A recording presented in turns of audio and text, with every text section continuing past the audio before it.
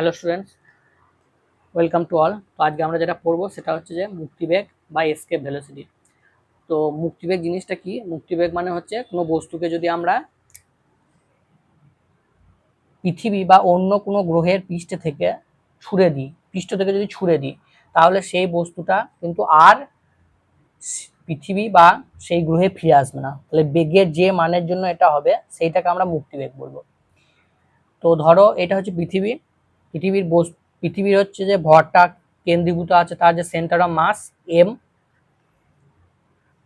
আর পৃথিবীর ভরটা এখানে হচ্ছে এম, আর পৃথিবী পৃষ্ঠের উপর রাখা একটা বস্তুর ভর হচ্ছে স্মল এম। তাহলে এদের মাঝের দূরত্বটা হচ্ছে পৃথিবীর যে রেডিয়াস ক্যাপিটাল আর। তাহলে আমরা জানি যে এক্ষেত্রে পোটেনশিয়াল এনার্জি ভ্যালুটা হচ্ছে minus G M M by R. ঠিক আছে, ক্যালকুলেশনটা যদি না পারো একবার দেখিয়ে দিচ্ছি ক্যালকুলেশনটা কিভাবে করবে। ইউ ইকুয়াল টু, আমরা জানি এই দুটো বস্তুর মধ্যে গ্র্যাভিটেশনাল অ্যাট্রাকশন ফোর্সটা কত হবে, সেটা হচ্ছে জি এম এম বাই এদের মাঝের দূরত্বটাকে যদি আমরা এক্স ধরি তাহলে এক্স স্কোয়ার। কীভাবে বার করি? ডিএক্স দূরত্ব মানে ডিএক্স নিয়ে আসতে, এখান থেকে এখানে নিয়ে এলাম ডিএক্স। তাহলে কতটা কৃতকার্য করতে হবে সেটা হচ্ছে বল ইন্টু সরণ। এবার রেঞ্জটা কত হয়ে যাবে? ইনফাইনাইট থেকে আমরা কোথায় নিয়ে আসি? পৃথিবী পৃষ্ঠের উপর। তাহলে ইনফাইনাইট থেকে আর, তাহলে এটার G M M minus X ইন্টিগ্রেশনটা করো infinite to R equal to হয়ে যাচ্ছে minus G M M by minus R. ঠিক আছে, তাহলে এই জিনিসটা দেখো এইটা এইভাবে আসছে। তো এই জিনিসটা খুব ইজি, আমি জিনিসটা দেখিয়ে দিলাম একবার। এরপরে দেখো, তাহলে এই ভ্যালুটা কিন্তু তোমাদের মুখস্থ রাখতে হবে, ঠিক আছে, কারণ অনেক জায়গায় কাজে লাগবে। এইবার এই যে আমরা মাইনাস সাইন আছে, এই মাইনাস সাইনটা কি বোঝাচ্ছে? মাইনাস সাইনটা বোঝায় বাউন্ড স্টেট। বাউন্ড স্টেট মানে কি? পৃথিবী এবং বস্তু কণাটার মধ্যে যে আকর্ষণ বল রয়েছে, সেই আকর্ষণ বলের জন্য এই বস্তুটা কিন্তু পৃথিবীর যে মহাকর্ষ ক্ষেত্র সেটা কিন্তু ছেড়ে বেরিয়ে যেতে পারবে না। ঠিক আছে, তাহলে ধরো এই বস্তুটার আমরা একটা বেগ দিলাম, সেই বেগটা হচ্ছে যে ভিই। ঠিক আছে, তাহলে তার যে কাইনেটিক এনার্জি তার ভ্যালুটা কত হবে? M V square.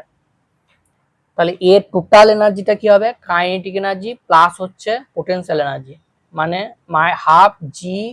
Half M V square minus G M M by R. তাহলে এখানে এটা হচ্ছে টোটাল এনার্জিটা। এখানে এই টার্মটা যদি বড় হয় বা এই টার্মটা যদি এর সঙ্গে ইকুয়াল হয় তবেই কিন্তু ইকুয়েশনটা পজিটিভ আসবে বা জিরো আসবে। কিন্তু এই টার্মটা যদি বড় হয় তাহলে সব সময় কিন্তু সেটা নেগেটিভ আসবে। নেগেটিভ মানে সেটা বাউন্ড স্টেট বোঝাচ্ছে। তাহলে আমি এখানে বার করতে চাইছি কি? ফ্রি স্টেট, মানে সেটা একদম এসকেপ, মানে পালিয়ে যাবে, ফ্রি হয়ে যাবে, মুক্ত হয়ে যাবে। তাহলে সেক্ষেত্রে কি হবে? মিনিমাম ভ্যালুটা যদি আমাদেরকে বের করতে হয় তাহলে এটার মিনিমাম ভ্যালু কি হতে হবে? সেটা হচ্ছে জিরো। জিরো হলে সেটা আমরা মিনিমাম ভ্যালুটা পাবো। তো জিরো যদি হয় তাহলে ইকুয়েশনটাকে যদি আমরা সলভ করি তাহলে half M V square equals to G M small M by R. Both side small M cancel করে দিলাম, তাহলে ভি ইর ভ্যালুটা দাঁড়িয়ে যাচ্ছে তোমাদের root over of 2g capital M by R. তাহলে এইখান থেকে আমরা ফর্মুলাটা পেয়ে যাচ্ছি যে মুক্তিবেগের মানটা কি হচ্ছে সেটা পেয়ে গেলাম। তাহলে এই হচ্ছে মিনিমাম ভেলোসিটি, যেটা দিয়ে আমরা ছুড়লে সেই বস্তুটা কিন্তু আর সেই গ্রহে ফিরে আসবে না। এবার পৃথিবী হলে এগুলো সব পৃথিবীর হয়ে যাবে। তাহলে পৃথিবীর ক্ষেত্রে মুক্তিবেগের মান কার কার উপর নির্ভর করবে? পৃথিবীর ভর এবং পৃথিবীর ব্যাসার্ধ।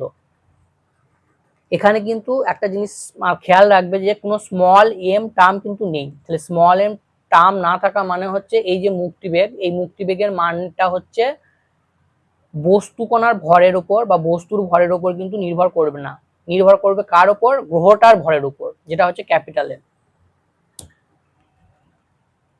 এইবার এখান থেকে আমরা এই ফর্মুলাটাকে একটু অন্য ফরম্যাটে লিখতে পারি। সেটা হচ্ছে পৃথিবী পৃষ্ঠে অভিকর্ষজ ত্বরণের ভ্যালু আমরা জানি small g equal to G M by r square. তাহলে এখান থেকে যদি আমরা জি এম বের করে নিই তাহলে জি আর স্কোয়ার সেটা এখানে এনে পুট করে দিলাম, তাহলে ভিই এটার ভ্যালুটা দাঁড়িয়ে যাচ্ছে √2 GR। পৃথিবী পৃষ্ঠে জি এর ভ্যালু হচ্ছে 9.8 মিটার পার সেকেন্ড স্কোয়ার, আর পৃথিবীর ব্যাসার্ধটা হচ্ছে 6400 কিলোমিটার, মানে মিটারে করলে 10⁻³ তাহলে এখানে বসিয়ে দিলে 2 ইন্টু 9.8 ইন্টু 64 10⁵, এখানে 3 এখানে 2, তাহলে 5, তাহলে এটা ক্যালকুলেশন করলে দাঁড়াচ্ছে 11.2 কিলোমিটার পার সেকেন্ড। ভ্যালুটা মুখস্থ রাখতে হবে। তাহলে পৃথিবী পৃষ্ঠে মুক্তিবেগের মান হচ্ছে 11.2 কিলোমিটার পার সেকেন্ড। তাহলে কোনো বস্তুকে যদি এই বেগে ছুড়ে দিই তাহলে সেটা কিন্তু পৃথিবীর যে গ্র্যাভিটেশনাল পুল রয়েছে তার মধ্যে কিন্তু সেটা আর ফিরে আসবে না। তাহলে একটা ভিডিওর মধ্যে তোমাদের মুক্তিবেগের কনসেপ্টটা পুরো ক্লিয়ার। এবার এখান থেকে তোমাদের নানা রকম নিউমেরিক্যালস হবে, সেগুলো আমরা পরে হচ্ছে ডিসকাস করবো।